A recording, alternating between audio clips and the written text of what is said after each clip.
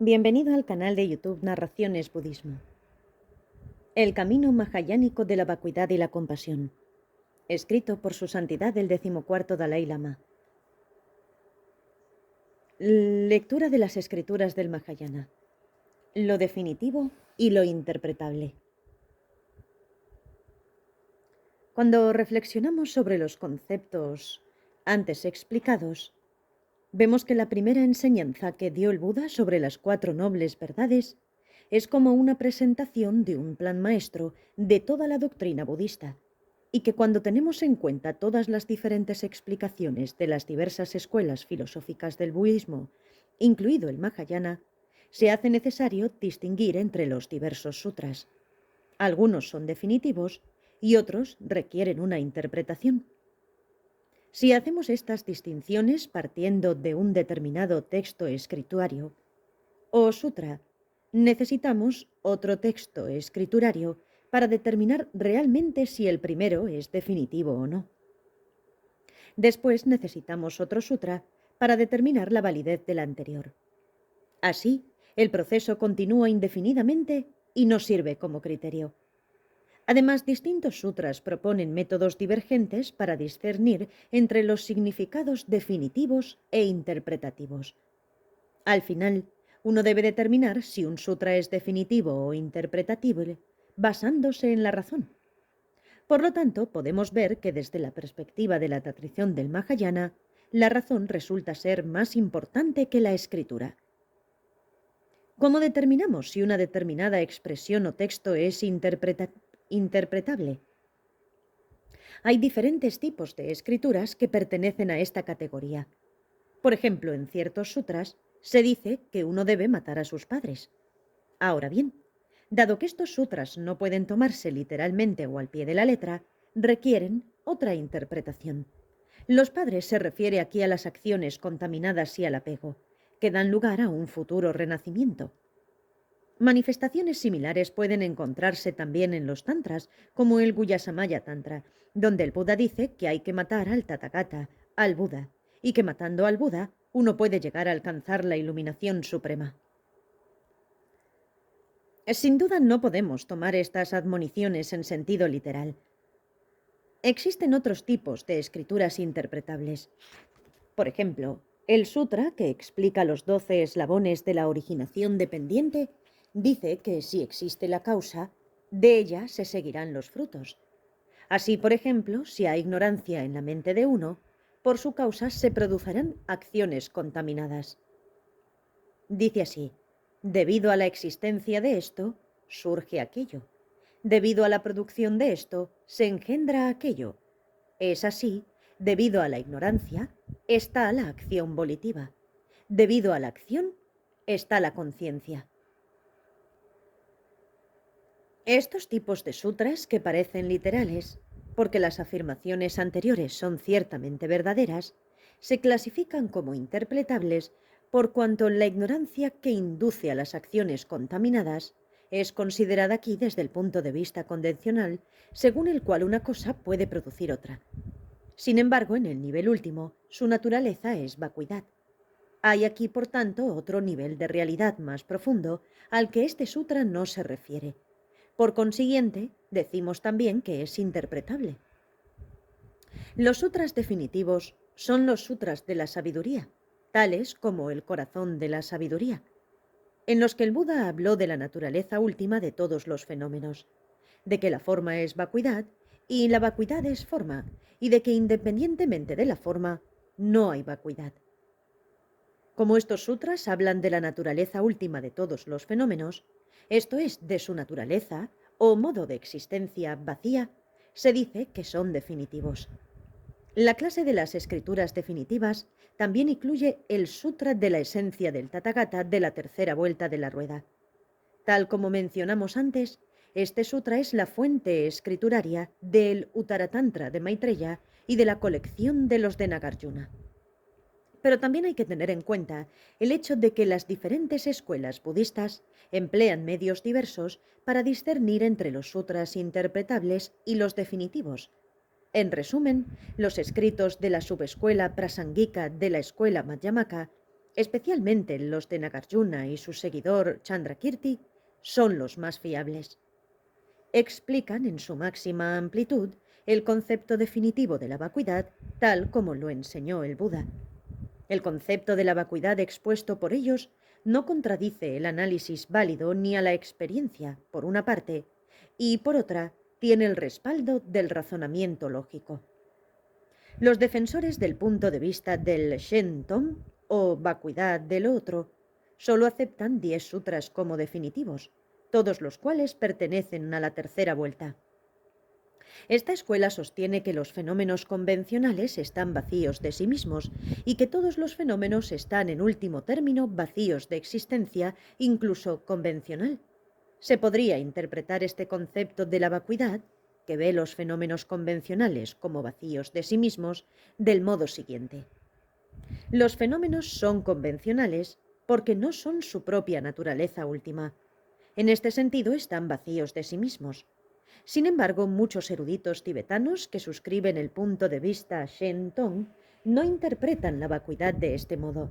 Sostienen más bien que si los fenómenos están vacíos por sí mismos, esto es, de su convencionalidad, no pueden existir en absoluto.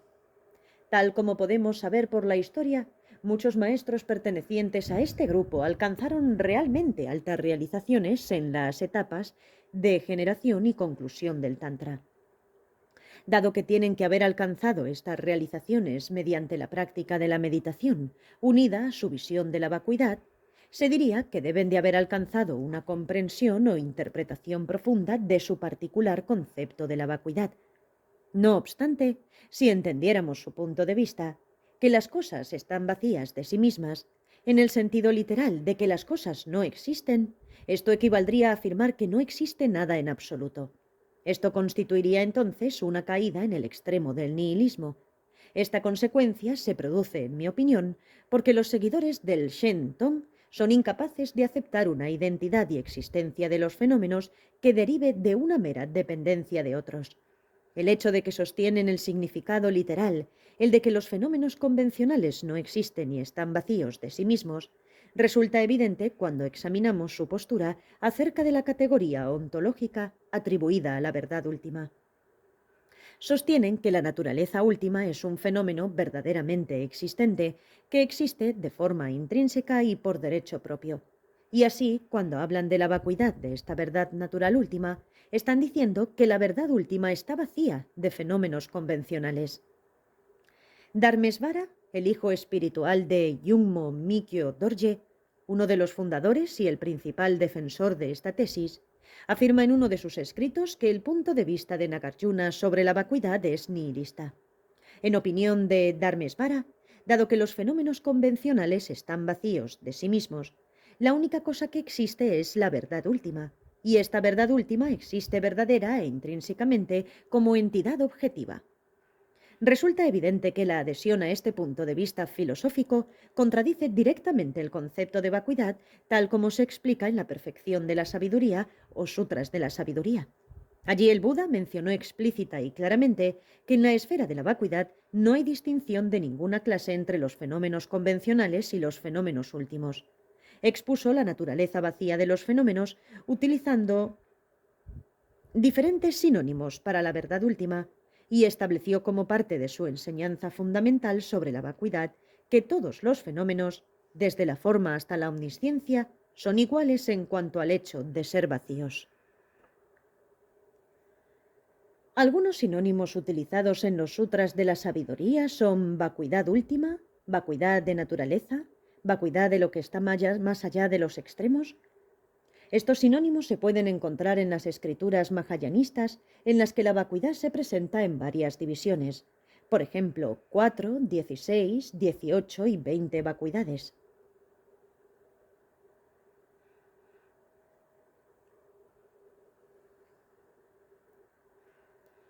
La visión profunda. Aunque los defensores del punto de vista prasangika, la escuela filosófica de principios más elevados, dicen que los fenómenos son vacíos y poseen una naturaleza vacía, esto no hay que entenderlo erróneamente en el sentido de que los fenómenos no existen en absoluto.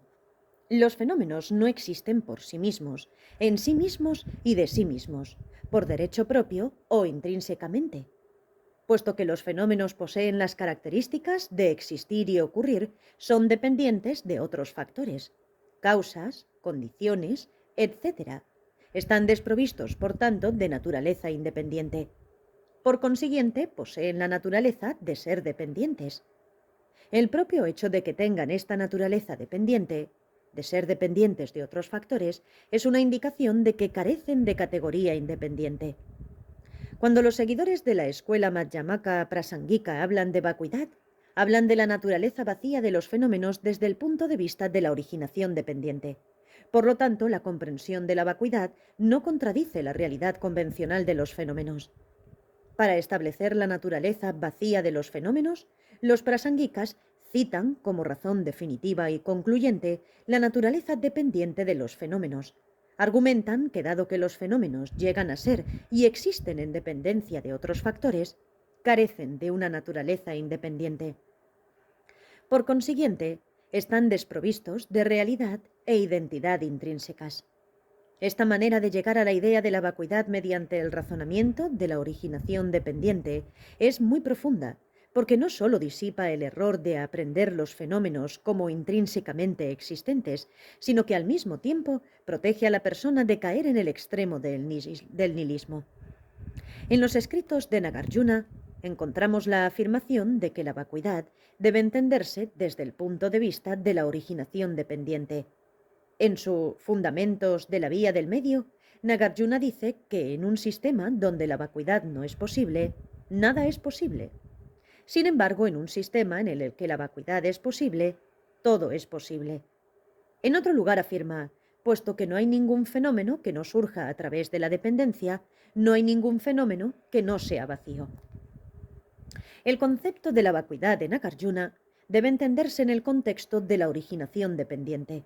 Esto aparece claramente no solo en los propios escritos de Nagarjuna, sino también en los comentarios posteriores, como el texto, lúcido y conciso, compuesto por Buddhapalita, y en los escritos de Chandrakirti, particularmente en su comentario sobre el Madhyamakakarika, titulado Palabras claras, y en su Madhyamakavatara, Guía de la Vía del Medio, así como en su autocomentario de este texto. También hay un comentario de Chandrakirti sobre los 400 versos de Aryadeva. Si realizamos un estudio comparativo de todos estos textos, aparece muy claramente que el concepto de vacuidad, tal y como lo expone Nagarjuna, debe entenderse desde el punto de vista de la originación dependiente. Cuando uno lee estos comentarios, empieza a sentir una gran admiración por Nagarjuna.